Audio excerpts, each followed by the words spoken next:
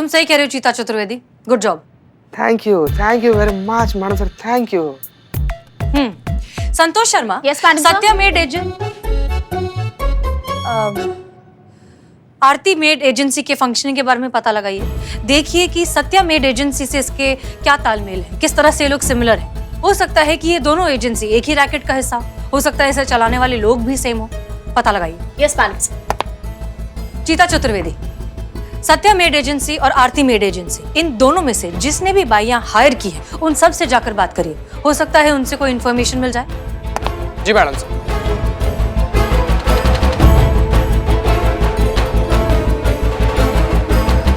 क्या हो गया बदनाम?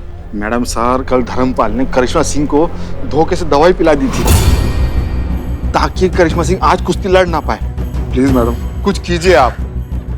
ठीक है, अच्छा किया तुमने बता दिया। तुम जाओ, हम कुछ करते हैं। जी मैडम। जाओ जाओ।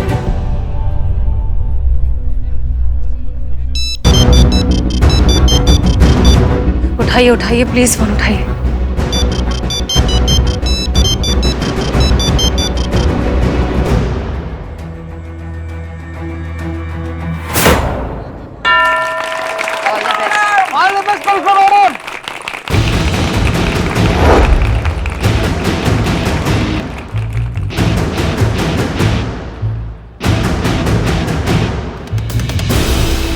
Fair fight, no fowls.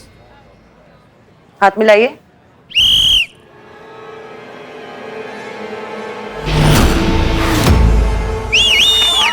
अरे ये चाहिए करिश्मा मैडम। तो शुरू हो गया है कुश्ती का पहला राउंड अमरीक और करिश्मा सिंह के बीच। करिश्मा सिंह अपनी नजरें गड़ाए अमरीक की एक एक मूवमेंट को बड़े ध्यान से देख रही है, आप देख सकते हैं।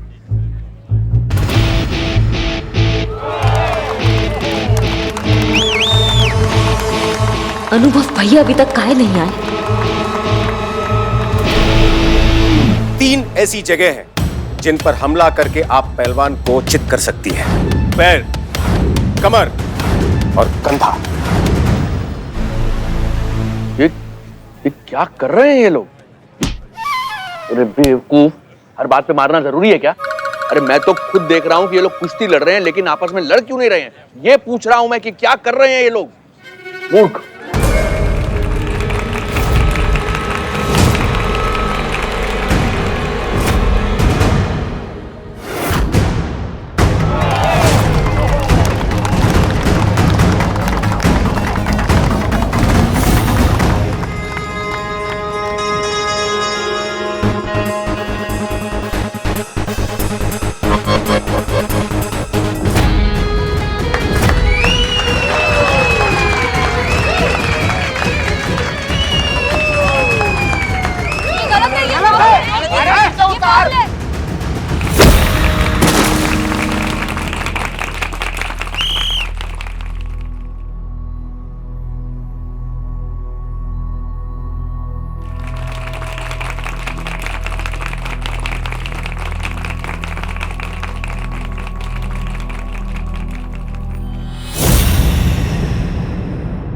आइए मैडम मैडम।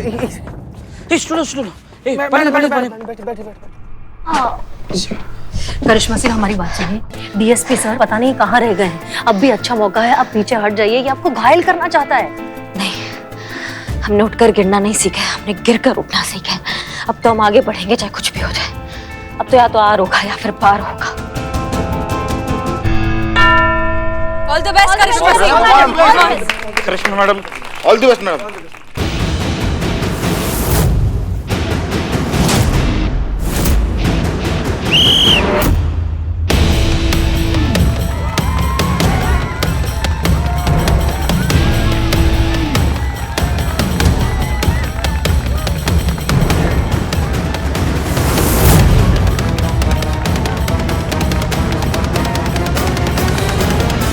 Thank God.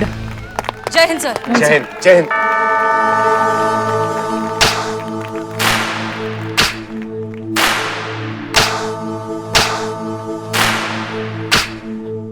वो तुम्हारी 3 कमजोरियों में से किसी एक पर टारगेट करने की कोशिश करेगा, लेकिन किस पे ये बताएंगी उसकी आंखें। बस तभी तुम्हें तुम्हारी कमजोरी को तुम्हारी ताकत बनाना है।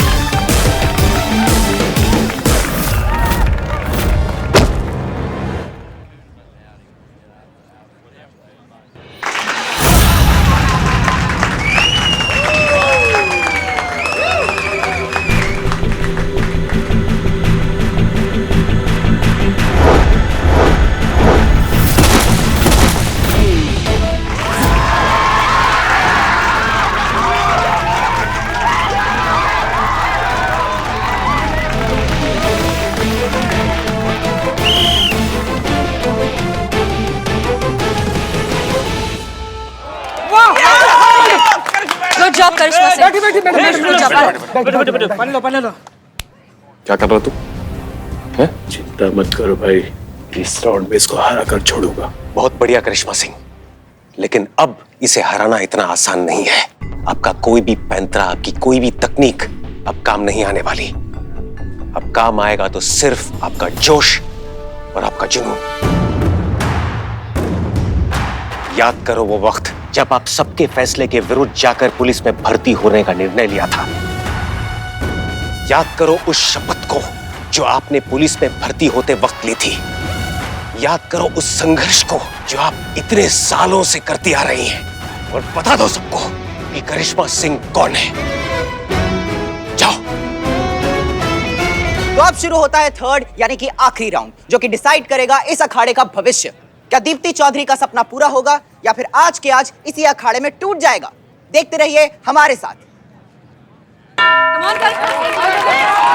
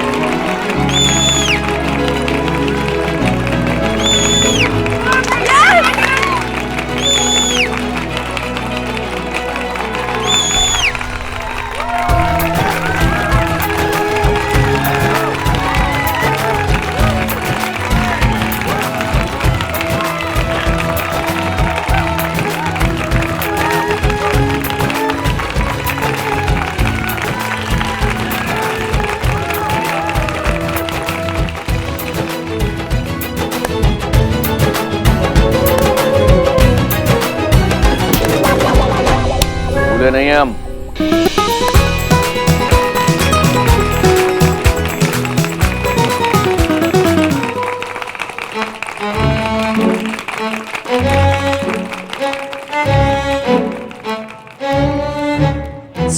सॉरी सर, वो फ्लो में कोई बात नहीं, कोई बात नहीं। करिश्मा सिंह, बहुत बढ़िया, बहुत बढ़िया।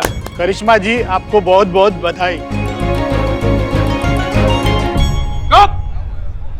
क्या हुआ? बेकार की बहस कर रहे हो तुम हमारे साथ। जो काम तुम्हारी बहन ने कुछ दिन में कर दिखाया, तुम परसों में ना कर सके। ऐसे चलाओगे अखाड़ा? इधर आओ, आओ। मैडम सर, हम आपसे क्षमा मांगते हैं। हमें इस बात की बेहद शर्मिंदगी है कि हमने आकाश के गलत काम में उसका साथ दिया। हमें शर्मिंदगी है इस बात की कि हमने भी वही सोचा जो सारी दुनिया सोचती है कि एक औरत का काम सिर्फ चूल्हा चौका करना है, घर की चार दीवारी में कैद रह के अपने संसार को चलाना है। नहीं, आज आपने हमारी सिर्फ आंखें ही नहीं खोली हैं, बल्कि हमारे दिमाग को भी नई रोशनी दी है। एक लड़की को पूरा पूरा हक है अपने पिता के सपनों को पूरा करने का। माँ बाप की विरासत पे बेटी का भी उतना हक है जितना बेटे का होता है। जी बिल्कुल, बेटा और बेटी समान होते हैं, सम्मान में भी और संपत्ति में भी। दोनों का बराबरी का हक है।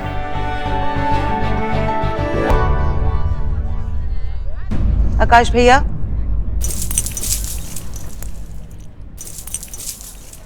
ये अखाड़ा आप ही संभालिए। मैं तो अपने ससुराल में ही बहुत खुश हूँ। बाबूजी के सपनों को अब आपको पूरा करना है। भैया, मेरा मकसद आपसे अखाड़ा छीनने का कभी भी नहीं था, बल्कि आपको ये समझाने का था कि अगर कोई गिर जाए तो उसे दोबारा उठाया जा सकता है। देखा आकाश, तुमने अपनी बहन के साथ क्या कुछ नहीं किया, फिर भी वो तुम्हारा बुरा नहीं चाहती। ऐसी होती हैं बहनें। एक बार कलाई पर राखी बांध दी तो वो पूरी दुनिया से तुम्हारे लिए लड़ जाएंगी, और अगर तुम गलत हो तो तुमसे भी लड़ जाएंगी। आज फिर से सही और गलत के बीच जीत सही की हुई।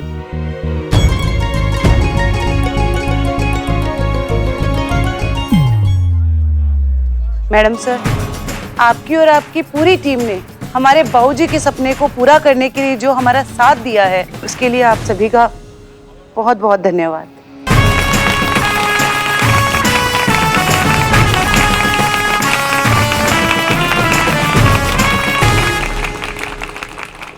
मैडम सर, अब डीएसपी सर,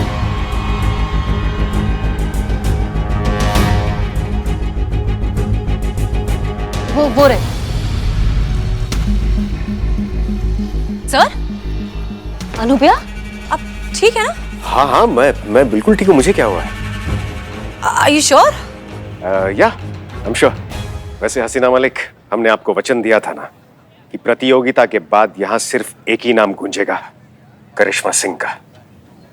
सच में सर, आज आपने जो कुछ भी किया है उससे आपने हमारा दिल जीत लिया।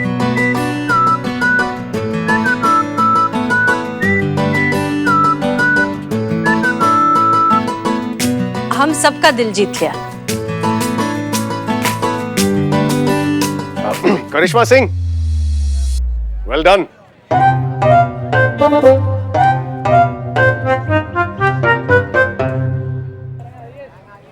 कितनी बार बताए पुष्पा जी नहीं है, अपने किसी रिश्तेदार की शादी में गई हुई है वो। क्या टोपा हो क्या? हम काय पैसे दे उनके गोलगप्पा के? हमने खाए गोलगप्पा? तुमने हमसे पूछा गोलगप्पा देने से पहले जो हम पैसे दे? सुनो, हमारा दिमाग ना तपा हुआ है, बता रहे हैं। फोन थोड़ी देर और ऑन रहेगा ना तो फोन के अंदर से घुस के कंटाक मारेंगे, समझ गए? रखो तुम। एक तो मैडम सर का नया ऑर्डर आया है कि काउंसलिंग भी हम ही संभालेंगे, हमको और कोई काम नहीं। आपको काउंसलिंग?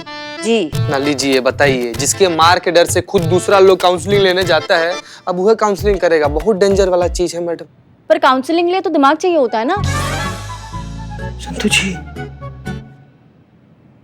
क्या बोली? नहीं, मेरा मतलब है कि ठंडा दिमाग चाहिए होता है ना, पेशेंस वाला काम है। और आप इतनी गर्म दिमाग वाली है, हाई टेम्पर्ड वाली है, तो काउंसलिंग वाला जॉब बहुत मुश्किल होता होगा ना। तो मैं ऐसे आ रही थी।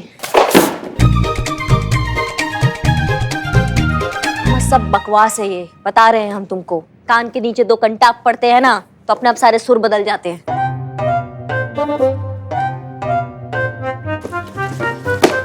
Thank you madam. और ये बिल्ला कहाँ है? सुबह से आज दिखाई नहीं दे रहा है। बिलौटा? हाँ। मैडम, राजस्थान में ना अखिल भारतीय चोर सम्मेलन हो रहा है। वहाँ पर ना सभी चोर लोग ऐसे मिले हुए हैं और इस विषय पर डिस्कस कर रहे हैं कि कैसे अपना जो औहदा है वो बढ़ाया जाए, कैसे पॉकेट मार से डकैत बना जाए। वहाँ का आयोजक लोग ना इसको ना स्पेशल निमंत्रण देकर बुलाया है बाकी चोर के काउंसलिंग के लिए। बताइए। ओ, तो बिल्लू राजस्थान गया है। Excuse me, sorry. जी बताइए, क्या मदद कर सकती हूँ? वो जी कॉटन सी बात है, बड़ा सिल्क सा केस है, जरी वाली रिपोर्ट लिखवानी थी। क्या बोल रहे हैं सर? साड़ियों की दुकान है इनकी, 10 साल से साड़ियाँ बेच रहे हैं। साड़ियाँ बेचते बेचते उस धंधे में इतना घुस गए हैं, वैसे भी कुछ कहते हैं ना तो साड़ियों का जिक्र आ ही जाता है। बहुत खराब बीमारी है, किसी पढ़ा लिखा डॉक्टर को दिखाइए। वैसे क्या कह रहे थे, साड़ियों के बीच में का? जी पूछ रहे हैं, रिपोर्ट लिखवानी है, कहाँ लिखवाएं? देखिए, वो हमारी एसआई मैडम है, रिपोर्ट ना वही लिखेंगी। आई हाँ, आई आप इस तरफ आइए। सॉरी। कोई बात नहीं, इट्स ओके। आइए। जाइए लीजिए संतु जी।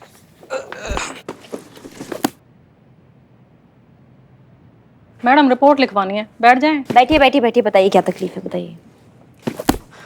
मेरा नाम नुपुर है और ये मेरे पति सुधीर। गोटेदार नमस्कार मैडम जी। का? मैडम क्या है ना, इनका एक साड़ी का दुकान है और पिछले 10 साल से इन्हें लगातार साड़ी बेच रहे हैं। तो नॉर्मल आम बातचीत के दौरान भी ना साड़ियों का जिक्र अपने आप चला आता है इनकी जुबान में। तुम बहुत जानते हो इनके बारे में, तुम्हारे रिश्तेदार हैं? नहीं मैडम, इनकी पत्नी हमको बता रही थी, सारा बात वही बताई। तो उनको बताने दीजिए, आप तकलीफ मत कीजिए, आप अपना तकलीफ बताइए। ये समझ सकते हैं, ये बहुत बड़ी तकलीफ लग भी रहे हैं। आप ना हमें साफ शब्दों में बताइए कि क्या चक्कर चल रहा है आपका।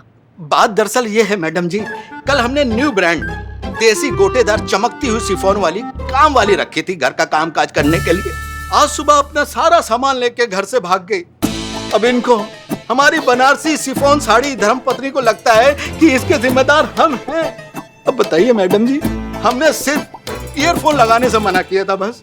ईयरफोन लगाने से मना किया था मतलब? देखिए मैडम जी, जब बात करते थे ना उसके कान में ईयरफोन लगा रहता था, गाना सुनती थी। अरे मैंने कहा भाई, दुकान में रेशमी साड़ी खुलने पर भी इतना नहीं फैलती जितना तुम यहाँ से फैल रही हो, थोड़ा लिहाज करो, मैं मालिक हूँ। बस यही कहा बस। फिर क्या हुआ? फिर क्या मैडम जी, कल आई आज फुर। अरे मार्केट से पुरानी साड़ी का स्टॉक भी इतनी जल्दी गायब नहीं होता मैडम जी, जितनी जल्दी वो गायब हो गई। अब हमारी धर्मपत्नी को लगता है कि मेरी बात से नाराज होकर चली गई, वो भाग गई। देखिए उसमें हमको दिलचस्पी नहीं है, आपका वो निजी मामला है, आप अपने घर पे जाके उसको सुलझाइएगा, यहाँ मत लाइए उसको। बात है आपकी काम वाली बाई की, तो हमको ये बताइए कि वो कहाँ से आई थी और कुछ घर का कोई सामान लेके तो नहीं गई? क्योंकि आजकल इस तरीके के चक्कर का बहुत शिकायतें आ रही है मेड को लेके, तो क्या है बताइए, कहाँ से आई थी वो? बस बहुत हुआ। ये मैडम कब से मेरी इंसल्ट पे इंसल्ट करे जा रही हैं और तुम बस मेरा मुंह देख रहे हो। गलती हो गई मुझसे, जो तुम्हारे साथ यहाँ कंप्लेन कराने आ गई। जा रही हूँ मैं। अरे सुनो बेबी, रुकिए, काम डाउन। जय हिंद मैडम सर। जय हिंद। देखिए हम आपकी परेशानी बहुत अच्छे से समझते हैं। जब घर की मेड अगर अचानक से कहीं चली जाए तो घर की सारी जिम्मेदारी, सारा कामकाज, सब कुछ घर की मालकिन पर आ जाता है, ये बात हम जानते हैं। बिल्कुल ठीक। लोग रोज सुबह उठकर भगवान से भेंट मांगते हैं और हमने मेड मांग ली। जैसे तैसे तो भगवान ने हमारी सुनी, एक मेड मिली, उसे भी ना इस आदमी ने भगा दिया और खुद भी कुछ घर का काम नहीं करता है। और ऊपर से ये मैडम बोलती हैं कि इनको हमारी परेशानी से कुछ लेना देना नहीं है। कोई इतना इंसेंसिटिव कैसे हो सकता है? अरे मैडम आप क्या जानो एक मेड की कीमत। औरत के सर का ताज होती है मेड। हर सुखी हाउसवाइफ के जीवन का ख्वाब होती है मेड। मैडम आप ही हैं जो हम हाउसवाइफ का दर्द समझ रही हैं। नहीं, ऐसा नहीं है, वो भी आपकी बात समझती हैं, बस जाहिर करने का उनका तरीका थोड़ा सा अलग है।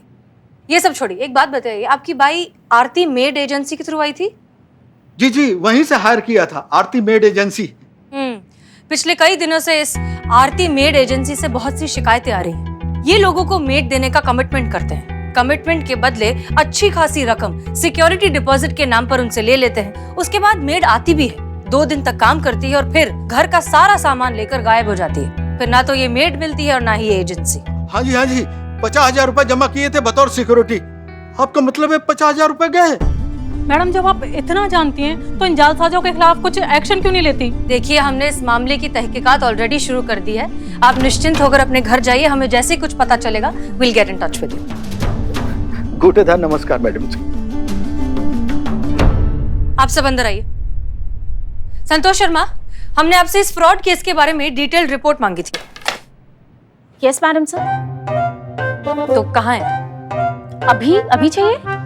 हमारे रिटायरमेंट के बाद तो थोड़ी देर हो जाएगी नहीं? हाँ वैसे तो मैडम से ज्यादा इन्फॉर्मेशन है नहीं, उतनी है जितनी कि ऑलमोस्ट हम सबको पता ही है। पर एक खास बात है इन ठग लोगों की कि वारदात के लिए हमेशा बड़ा शहर ही चुनते हैं क्योंकि वहाँ पे मेड की रिक्वायरमेंट ज्यादा होती है। वैसे अभी तक ये कई लोगों को ठग चुके हैं और इनफैक्ट अभी हमारे शहर लखनऊ में सबसे ज्यादा एक्टिव है। बस गलती कर दिया इन्होंने लखनऊ में आके। अब एक एक को मार लगाएंगे हम, जुलूस निकालेंगे गाजे बाजे के साथ, किसी को नहीं छोड़ेंगे हम। जहाँ तक हमें खबर मिली है ये बहुत ही बड़ा स्कैम है और उसमें कई सारे लोग शामिल हैं। इसलिए हमें जो कुछ भी करना होगा बहुत सोच समझकर, तैयारी के साथ और कानून के दायरे में रहकर करना होगा। संतोष शर्मा, क्या लगता है आपको कि इस फ्रॉड के अगेंस्ट टोटल कितनी कंप्लेंट्स हो चुकी होंगी अब तक? 60 to 70? 62 की 70।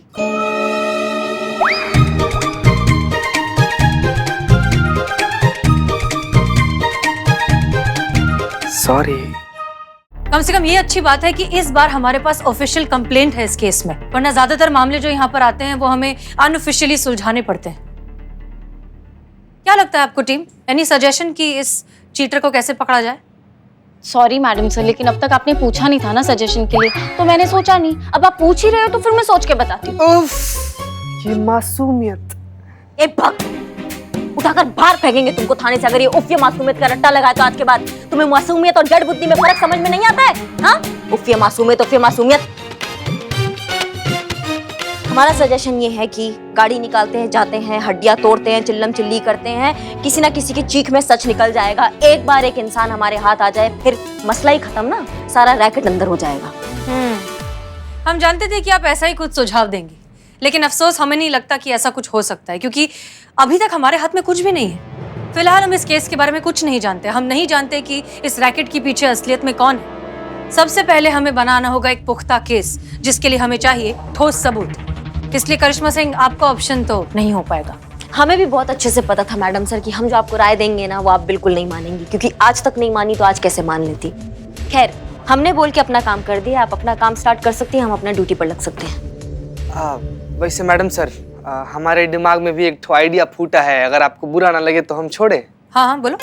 मैडम सर, हम क्या कहते हैं कि हम लोग खुद क्यों नहीं क्लाइंट बनकर ये आरती मेड एजेंसी में जाते हैं और वहां से एक मेड हायर करते हैं, और जैसे ही वो मेड भागेगी हम लोग उसका पीछा करेंगे और उसको रंगे हाथों पकड़कर इस आरती मेड एजेंसी को एक्सपोज कर देंगे। एजेंसी बंद हो गई है तो हायर किसको करेगा? मैडम सर, क्या है ना कि थोड़ा सा छानबीन हम किए हैं और हमको पता चला है ना कि जैसा आरती मेड एजेंसी था ना, ठीक वैसा ही एक दूसरा made agency Satya made agency खुला है शहर में, और इसके खिलाफ भी ना बहुत सारा फ्रॉड का केस आ रहा है। तो मैडम हम कह रहे हैं कि हाथ पर हाथ धर के बैठे रहने से बेहतर है कि कुछ करे क्यों ना। हाँ, हो सकता है कि इसी के जरिए आरती मेड एजेंसी के खिलाफ कोई सबूत हमारे हाथ लग जाए और वो हमारे लिए फायदेमंद हो जाए। तुम सही कह रहे हो चीता Chaturvedi, good job. Thank you very much madam sir, thank you. Santosh Sharma, Yes, madam, sir. Satya made agent Aarti made agency के फंक्शनिंग के बारे में पता लगाइए। देखिए कि सत्या मेड एजेंसी से इसके क्या तालमेल है, किस तरह से ये लोग सिमिलर है। हो सकता है कि ये दोनों एजेंसी एक ही रैकेट का हिस्सा हो सकता है, इसे चलाने वाले लोग भी सेम हो। पता लगाइए। Yes madam. चीता चतुर्वेदी, सत्या मेड एजेंसी और आरती मेड एजेंसी, इन दोनों में से जिसने भी बाइयां हायर की है उन सब से जाकर बात करिए, हो सकता है उनसे कोई इन्फॉर्मेशन मिल जाए। जी मैडम सर।